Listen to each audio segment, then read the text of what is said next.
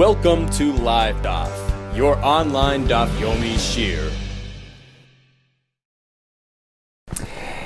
Shalom Aleichem and welcome back to today's Daf Yomi brand in Masechta BECHOROS. BECHOROS plural because it covers three categories of Bechor. We have the Bechor Adam, the firstborn male who has to be redeemed with the 5 slaim. To the Kayin, we have Bechor Behema Tahira, so firstborn kosher animal, which is considered a korban given to the Kayin and processed as a korban. If it gets blemished, he doesn't apply it as a korban, but it's still his possession. And thirdly, which is actually the category of Bechor which we will begin with our Masechta, that is the Bechor of a donkey. And the Medrash says it's because they helped us out of Mitzrayim, right? They helped us carry all the belongings. Hence, they were Zeicha.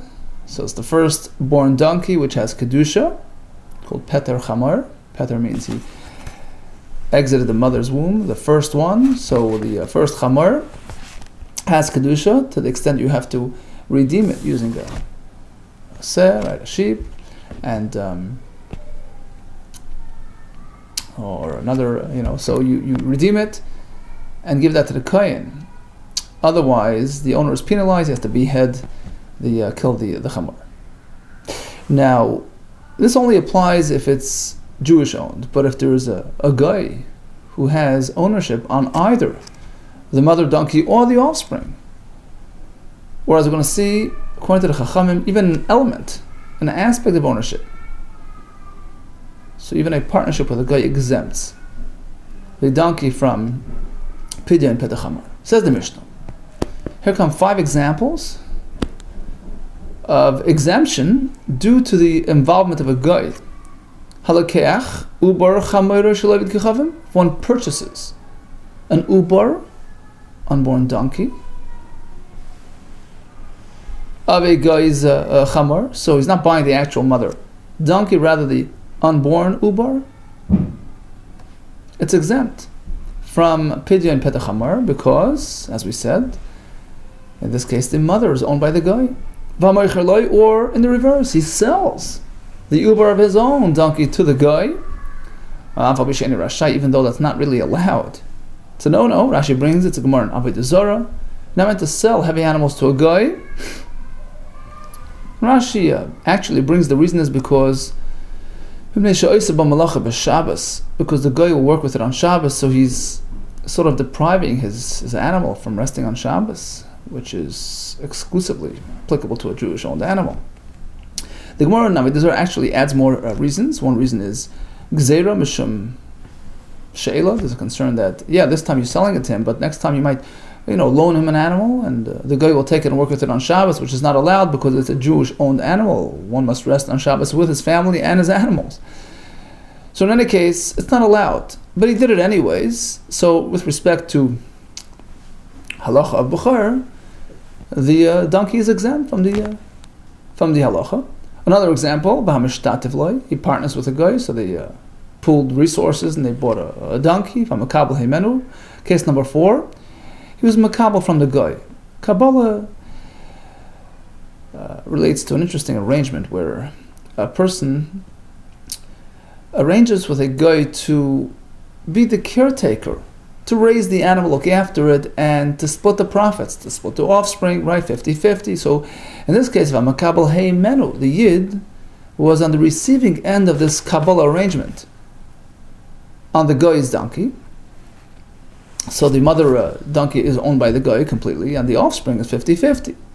So since there's an aspect of guy ownership, it's exempt.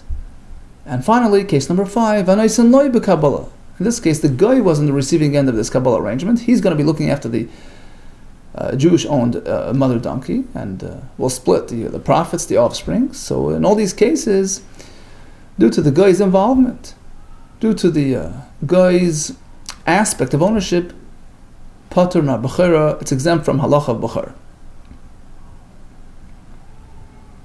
Okay, so in the first case is, let's say the ubar was a firstborn, Patur, etc. How do we know? Shenemar, be Israel.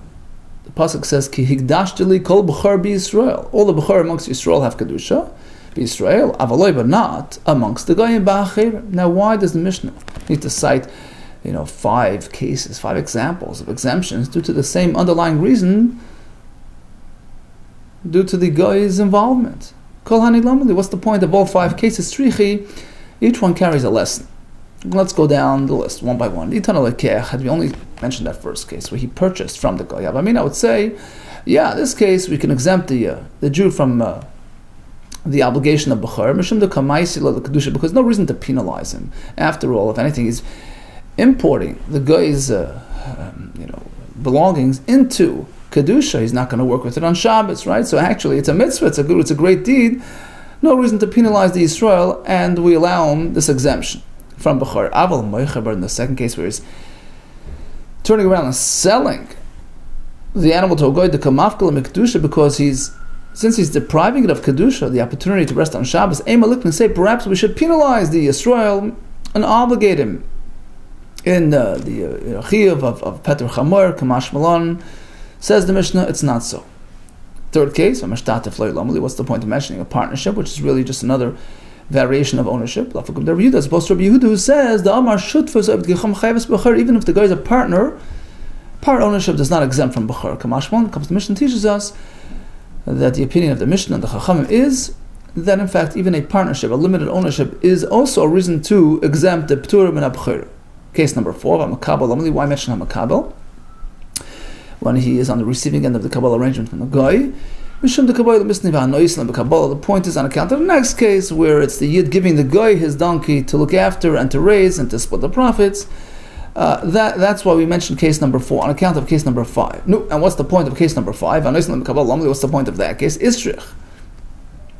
It's meant to highlight another aspect of this halacha. Why? Perhaps I would say, since in this case, in reality, who owns the actual animal, the mother animal? The Yisrael, the Jew, right? It's only sort of on loan to the guy to look after it, to raise the offspring and split the profits. So if we exempt the offspring from bechor, people might misunderstand and confuse it with a regular Jewish-owned animal. They'll say, well, if this animal is exempt, likewise any Jewish-owned animal. Look and say we should penalize him and obligate him in bechor to avoid confusion. Dilma, perhaps, people might confuse and mix it up with another Jewish-owned animal and say, well, that would be exempt from bechor as well.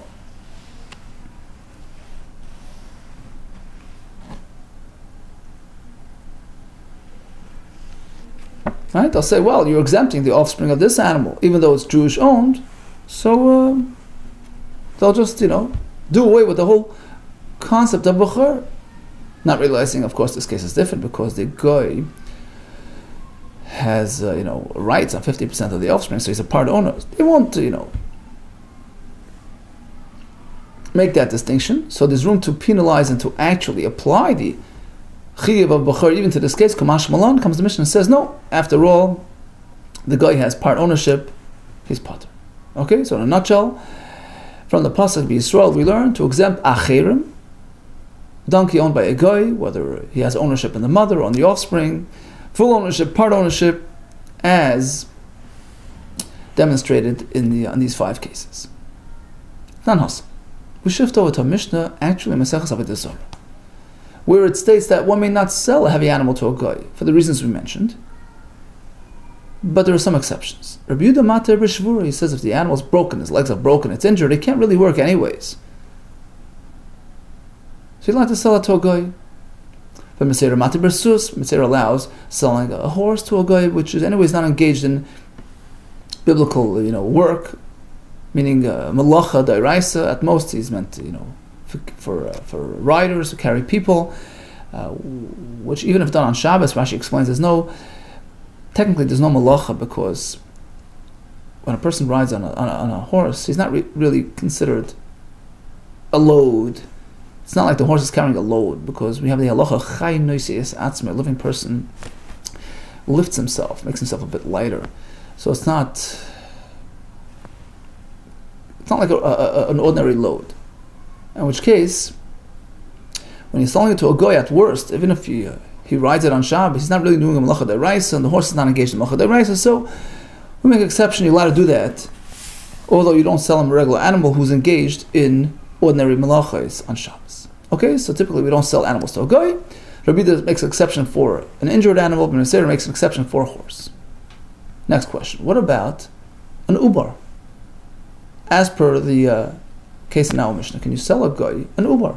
You have a donkey at home, selling him the rights to the offspring, the unborn donkey inside. Ibailu, ubar mali Rabbi Yehuda. What would Rabbi Yehuda's opinion be regarding selling him an ubar? It's not a working animal, not yet at least. No. Should we compare it to the injured animal, which he's allowed to sell, or not?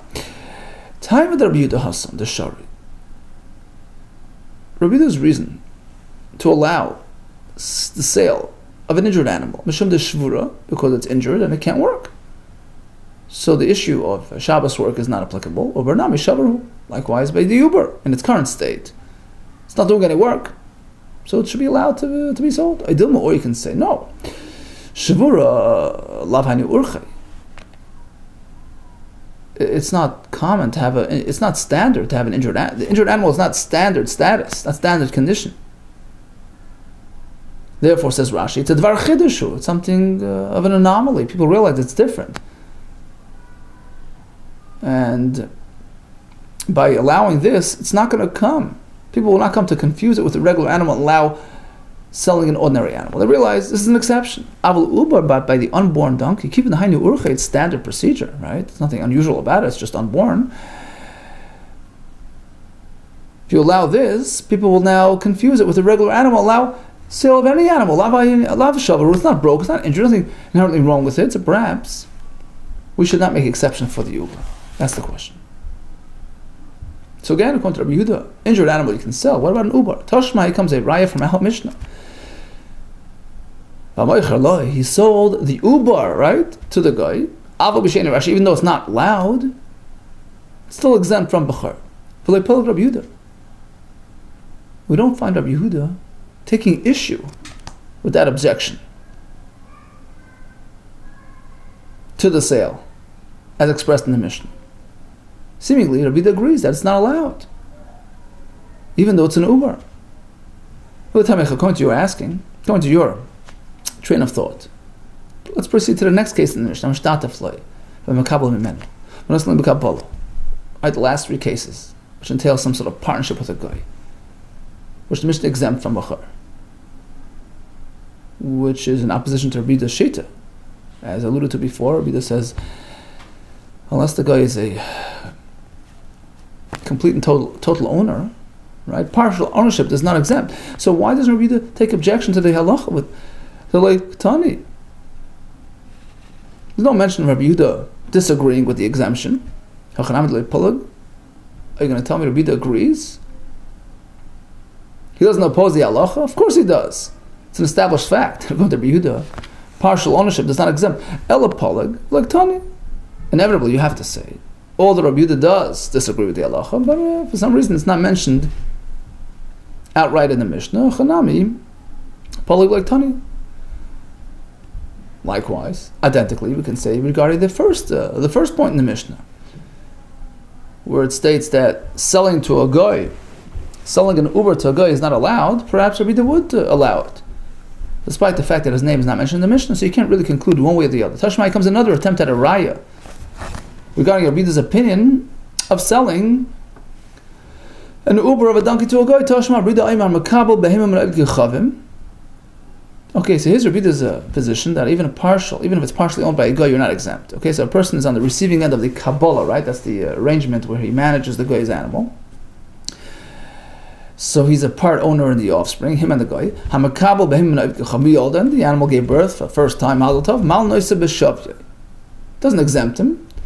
What then do? You take the firstborn donkey, you Mal Noise B'Shavya. You evaluate its value, and the yid is obligated to forward half of that value to the Kayyim. That's what he owes him for the Bechorah, which he's a half owner, right? Next case, Suppose it's in reverse. Yisrael gave his donkey to the guy, and the guy is on the receiving end of the Kabbalah arrangement. So the animal is still owned by the Yid, but the offspring will be split accordingly. Even though it's a no-no, you're not allowed to transfer your animals to a guy. Okay? So what's the result? Now we have a firstborn donkey. He has to buy it back. Even if it costs him 10 times as much. If the guy refuses to sell it back, he's got to offer him $100 animal, $1,000. And he has to transfer the full value of that firstborn and give it to the kohen. Okay, return to my base. My lava uber. Presumably, this line in the Brisa, Afabishina Rashai, that when he transferred his donkey to the guy's care, although it's not allowed, right? That's sort of like in parentheses, even though it's not allowed, meaning he violated, transgressed the takana of the chachamim. It's referring to the case of it's referring to the uber. That even the uber, the unborn donkey, may not be transferred to the guy. So by transferring the actual uber to the guy, he has violated. So you see, according to Rabbi Yehuda, there's no exemptions and no exceptions made for the uber. It's not treated like an injured animal, right? Like we said before. My love, uber loy, no, behema. This line in the Brisa, this disclaimer, i.e., it should not be done, that's going on the actual mother animal, which is a full functioning animal. How could you say that? Damav Katani. Damav, his valued male, that's going on the uber, not on the mother. Mother is the meha, her.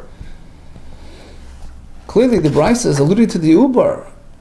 You have to offer up to 10 times its value, his value, the uber. Tani dameh, revise it. Her value. So again, the violation is on the mother. But the Brisa clearly is referring to the uber. It says you have to transfer his money, his value to the kohen. Whose money? The firstborn. He's the bechor. He's the object of discussion. Now, if the Brisa is simply referring to the mother animal, what's the kohen doing in the picture? The mother is not a firstborn. So clearly the Brisa is alluding to the offspring here. That he did something wrong by transferring the offspring and he has to redeem it, etc. So does that shed light on our question? Whether Rabbi Yehuda allows or disallows selling the unborn animal to a guy? It would seem that it's not allowed. No, generally perhaps it's okay, but in this case, we're speaking going to Yoevle Behema Ma'barta Lepetum. Unlike our impression up until now, that we're dealing with a transfer of merely the uber itself. No, we're speaking that he actually transferred an aspect of the mother animal as well, which is certainly in violation. We're speaking going to Yoevle, he gave to the guy a Behema Ma'barta, an expectant donkey, Lepetuma, to stuff it, to feed it. Rashi explains. This arrangement allows the guy to receive a portion of the shvach, of the added value, of the gain that occurred in the mother animal as well, and also in the offspring. So he's transferring part ownership of the mother as well, which is certainly in violation of the halacha, not to transfer heavy animals to a guy. So now, we apply the migu concept.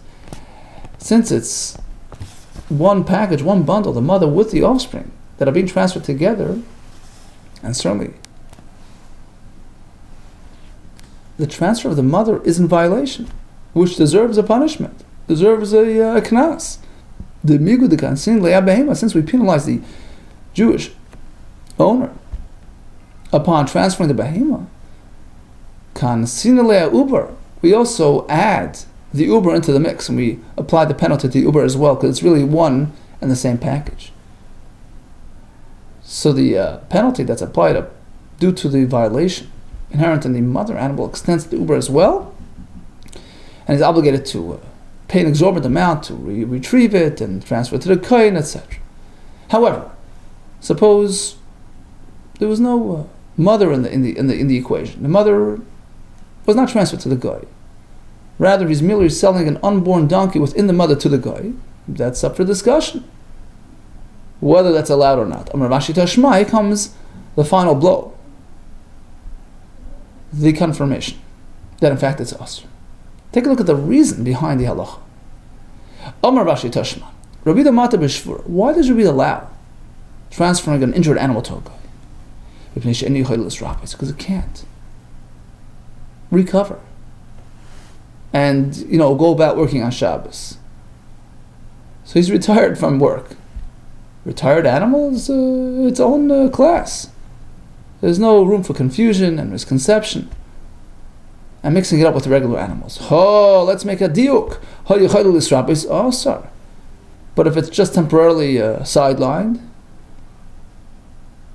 and could potentially be recruited back into the workforce, asar would be asar as well. There's no exception for that. No. What about the ubar? At most, it's just a temporary condition. As soon as it's going to be born, Maladov is going to work just like the other animals. Well, ubar, an unborn donkey, nami, too. It's like the animal that could be healed. Meaning, it's not in a class of its own.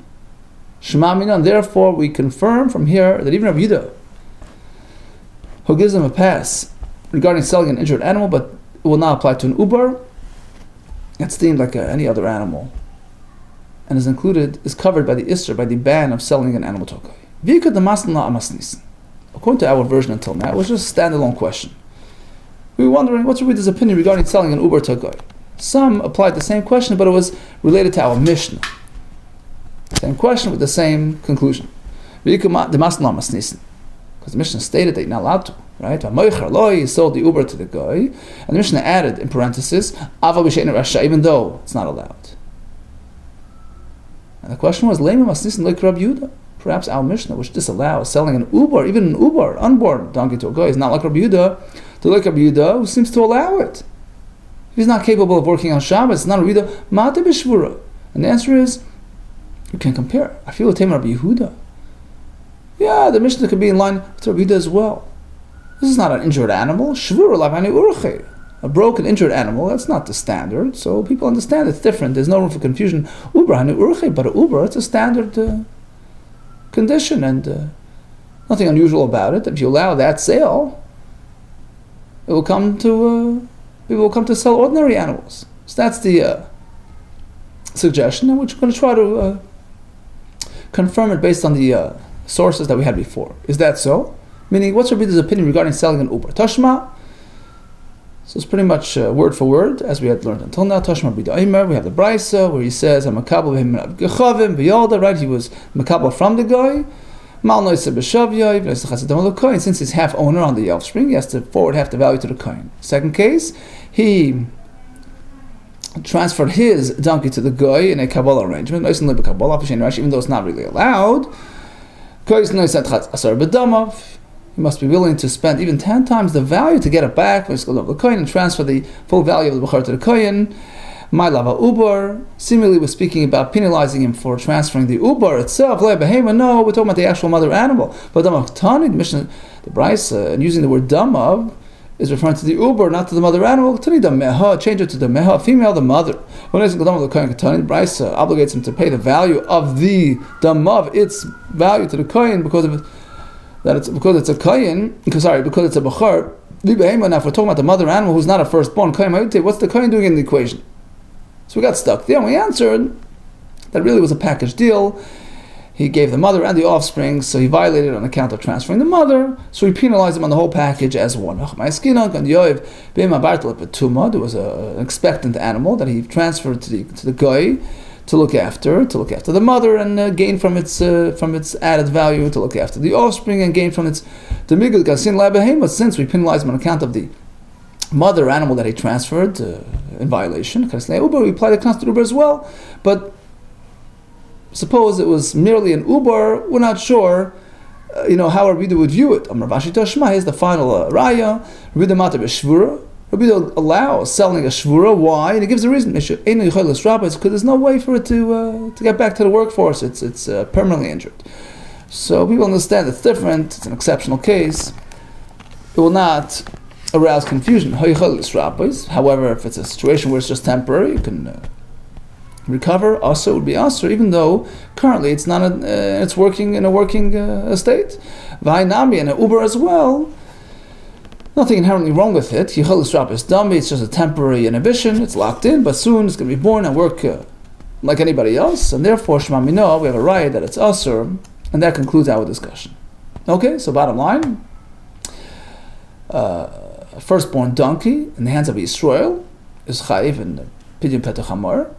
But if there's a guy somewhat involved, somewhat of an owner, so according to the Chachamim, that's a reason for Patur, whether he's a part owner in the mother, part owner in the offspring. According to Yehuda, part ownership is not a reason for exemption on the Israel's part.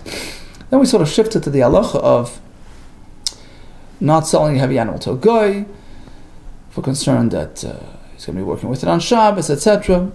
Yehuda gives an exception for the Shvura, and Ben Beseira allows the horse. Regarding the Ubar, selling an Ubar outright to a guy, we concluded that even according to Yehuda, that would be Asur as well.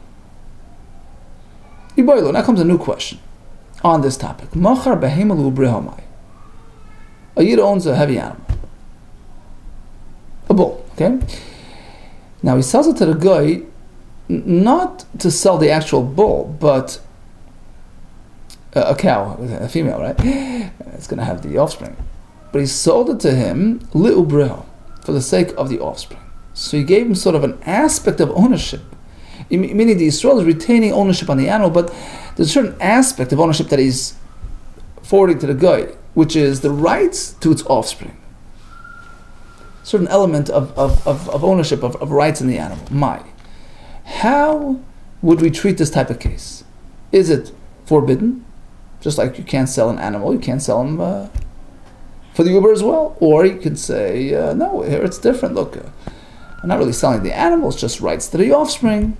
And let's realize, Rashi explains, it's not expectant yet, it's not carrying an offspring. So you're not really giving him anything tangible. You're just giving him the rights for future offspring. And then when they come about, Rashi says, fine, it's not my issue. Bershus, he says Ukshevayu, says Rashi, when that newcomer arrives, the offspring, it was generated in the hands of the guy. It's not my issue. It's not like I took, even according to the above conclusion that an Uber, right? You can't even transfer an Uber. That's because you already have the Uber. It's expected, it's carrying, it's there, it's tangible. But here, it's not yet in existence. I'm just giving him futures, right? Future. I'm giving the right for future offspring. Perhaps that's okay. That was never included in the ban disallowing selling animals to a guy. That's the shah. He sold the animal for its offspring. What's the halacha? Tiboy Rabbi Yehuda. It's really a pretty broad equation here. This question can be applied according to Rabbi Yehuda, who typically makes exception for injured and unworkable animals, and it could also be posed according to Rabbanon, who don't make exception for injured animals, as explained. Tiboy Rabbi Yehuda, the question could apply according to Rabbi Yehuda, because ad kan kosher Rabbi Yehuda el b'shvura. Perhaps even Rabbi Yehuda only allows a broken animal. Because of its unusual state, nobody will mix it up with a regular animal and draw erroneous conclusions to allow selling an animal to a guy. But a whole healthy animal such as this one,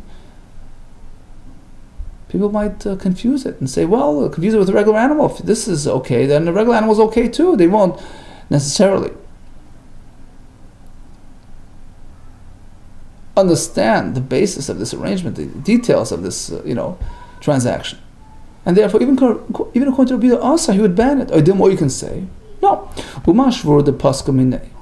even by a shvura, injured animal which he's selling to the guy, which is paska minei, which totally disengages from the owner. The Yisrael is totally giving up ownership on that animal. He still allows it. Koshkan shleim is certainly in our case where it's a healthy animal, but paska minei, the animal hasn't really disengaged from the Jewish owner. He's still retaining full ownership on the actual mother animal. So maybe that's okay, maybe that's better. It's not even a sale. Okay, so that's one side of the equation. According to Rabbi Yehuda, that allows a shvura, what about this case? And likewise, to the Rabbanon, the question can be posed according to Rabbanon. who make no exception for a shvura. How would they deal with this? Behema l'ubreo. Ad kan l'kamra as rabbanon. El b'shvura, perhaps Rabban only bans selling an injured animal to paska b'nei because it's a full sale. The fact is he's totally giving it away, so it's similar to a standard sale. Ava shlema le paska b'nei, but in our case, the shlema, the healthy animal that's just selling for its offspring, where there's no real disengagement from the owner, we're still retaining full ownership on the animal. Sure, perhaps in this case even they would allow it. It's not really a sale. Or you can say, no, even by an injured animal, where it's plainly evident that this is different, it's injured, it's not a working animal, they still don't make exception. They want to keep things consistent and clear without exception. Certainly in our healthy animal case, where there's more room for confusion, they would not make exception. So that's a whole question. Says the Gemara. So, based on your presentation, it would seem that the reason why the Chachamim disagree with Rabbi Yehuda's exception of the shvura is because they're concerned with perception issues. That people, the lay observer might confuse things. Is that the reason? Is that the reason why the Rabbanon don't allow exceptions for injured animals because of maris ha'ayin concerns, that the innocent observer might not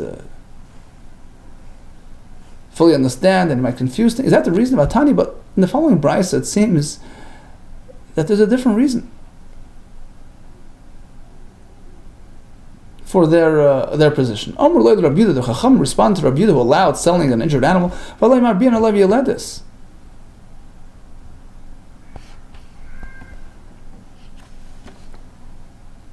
He says, they say to him like this.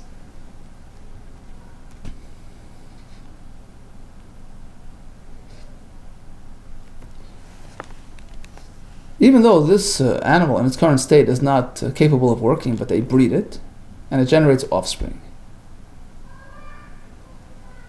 And ultimately, those offspring will be working on So it's not about the observer getting mixed up and, misunderstanding and will come to confuse. It's a more technical, very direct concern that you're selling him basically animals. Although not in its current form, but ultimately it's going to breed and generate more animals which will work on Shabbos. Apparently, their concern is based on the future offspring. Okay, so it would seem, seemingly, that in fact our question of whether you can sell a behema l'ubreh for the sake of its offspring is actually the very pivotal point. The point of contention between Rabbi Yehuda and the Rabbanon. So it would seem like we have our answer. Can you sell a behema l'ubreh? Come to Rabbanon, no. Come to Rabbi Yehuda, yes. So what's your question? Truthfully, the Rabbanon meant something different. Look, they turned to Rabbi Yehuda. You allow selling an injured animal? The reason why we object is because the observer might not get what's going on, and he sees a sale, he'll go and sell any animal. So that's our position. But can you tell us what your position is? Why do you allow it? Right? Your answer is because this animal is permanently disabled, and presumably selling it for shchita, to be shechted, to be eaten. It's not going to last very long, and it won't be around long enough to be observed and to be a source of confusion. That's your position. Who says it's going straight to the butcher? Perhaps the guy will linger the animal around and have it breeded and produce with it offspring. Since you can do that, mashallah, he'll keep it around. It's going to be in his barn for 10 years going, and a yid might come around and notice it. Oh, that's Bessie the cow that belonged to the yid. What's it doing here? Oh, you're allowed to sell an animal to a guy. Why are you not concerned with that confusion? Rabbi Yehuda responds, it's never going to happen. I worry about it when she gives birth, meaning this injured animal is not capable of breeding with a zachar, and there's no concern of it lingering around. Presumably it's going straight to the butcher, and it's not going to be a source of confusion. Okay, so back to our question, which is at this point as yet unresolved. One may not sell a heavy animal to a goy. What about an animal for its offspring only? Tashma, we have a raya from our Mishnah. He transferred an animal to the goy who received it as a Kabbalah arrangement to raise it and to split the profits. And interestingly, in contrast to the beginning of the Mishnah where it spoke about actually selling an animal, or the offspring there, the uber, the Mishnah clarified by saying, well, you're not allowed to. But here it doesn't say that.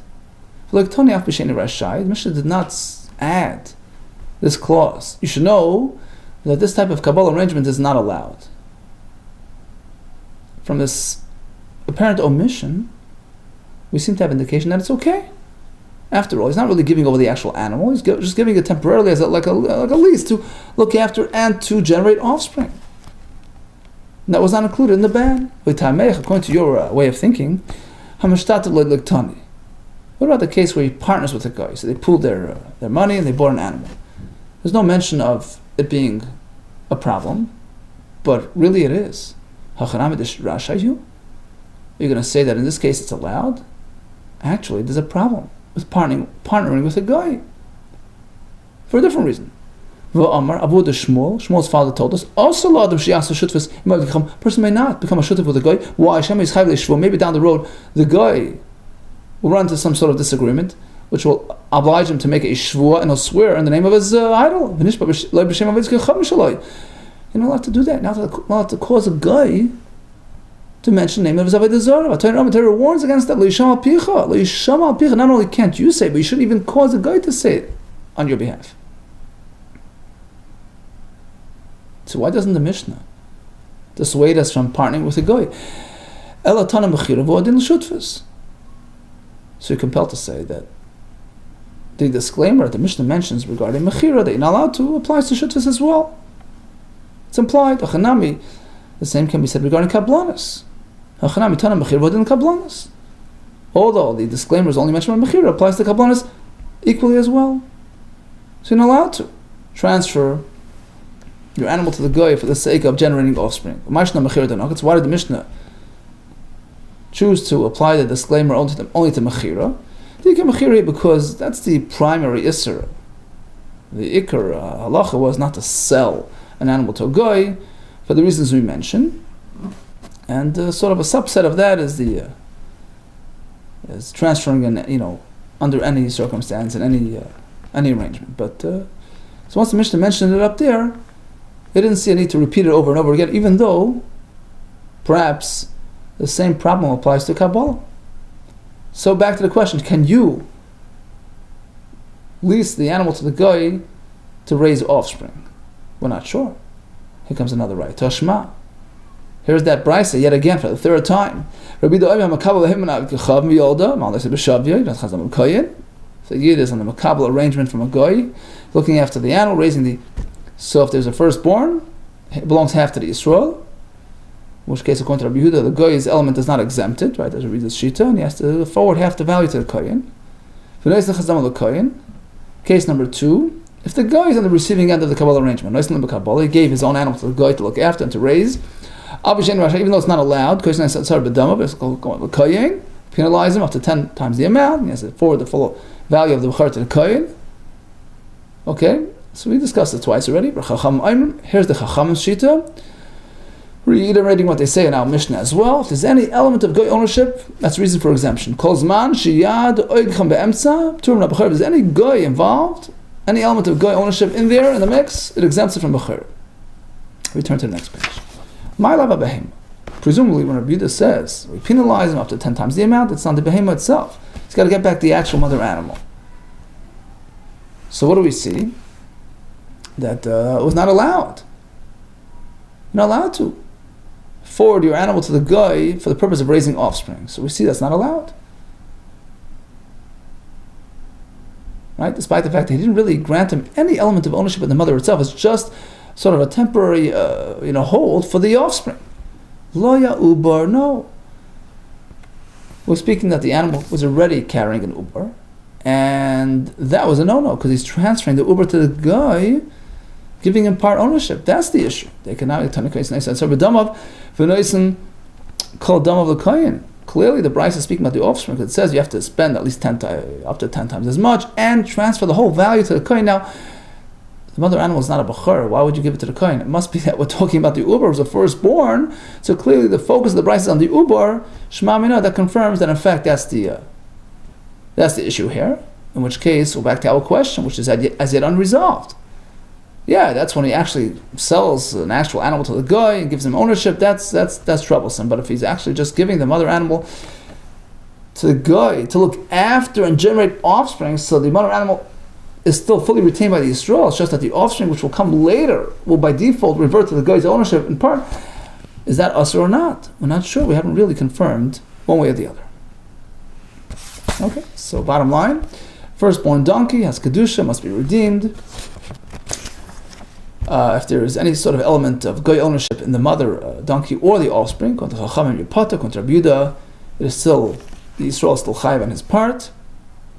Interesting that it will not have any kedusha, an inherent kedusha. Let's say if it's a firstborn kosher animal, it's not going to be a carbon because it's partly owned by the guy, which obliterates any kedusha. But in terms of monetary value, in terms of monetary obligation, Yisrael has to forward at least his portion of the value to the kohen. Interesting concept here. Talking of which, we got into the whole discussion about the issue of selling an animal to a guy, concerns about working on Shabbos, and Rabida makes exception for a shvura, but Masira makes exception for a sus. And the question was, what about selling an uber to a guy? And the answer was it's also because it's like any other animal. There's no exception made for that. And what about selling a behema li ubra for the ubarim that will come about later? Interesting question. What is Rabbida's opinion? What's Rabbanah's opinion? At this point, we haven't yet resolved that question. To be continued. All the best to you, and Hatzlacha.